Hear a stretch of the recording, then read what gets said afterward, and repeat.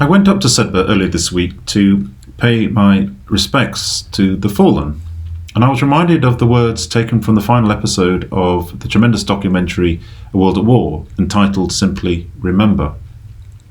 They were so very young, they did not want to die as here, but to live for those that loved them and for whom they loved. On Sunday we will honour the dead, and we will honour a commitment that this nation gave to never forget. We will also commemorate the 75th anniversary of the ending of the Second World War. My parents were Dutch, and they experienced the full horrors of that war. My father when Rotterdam was bombed, and my mother as a Dutch nurse in the Battle of Arnhem.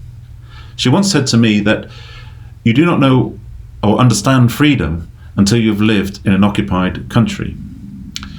And it was because of their eventual liberation that they had such great respect for the British people and for the British soldier, such as those whose names are inscribed upon the walls of the cloisters. And it was because of this that they wanted their son to grow up as a British gentleman, and why ultimately I was sent to Sedbergh. Had the British not held out, then Europe would have lived under a different ideology for many years to come, with all its associated consequences. It was a war like no other.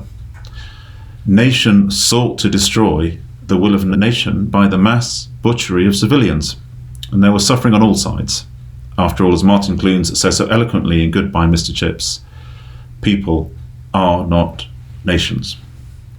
So this Sunday, when we remember, we acknowledge the great sacrifice of that generation, such that future generations have enjoyed the liberties and freedoms that we value so highly.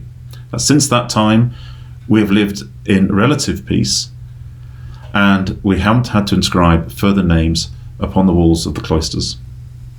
And this is why we must keep on remembering, so it never happens again. Thank you.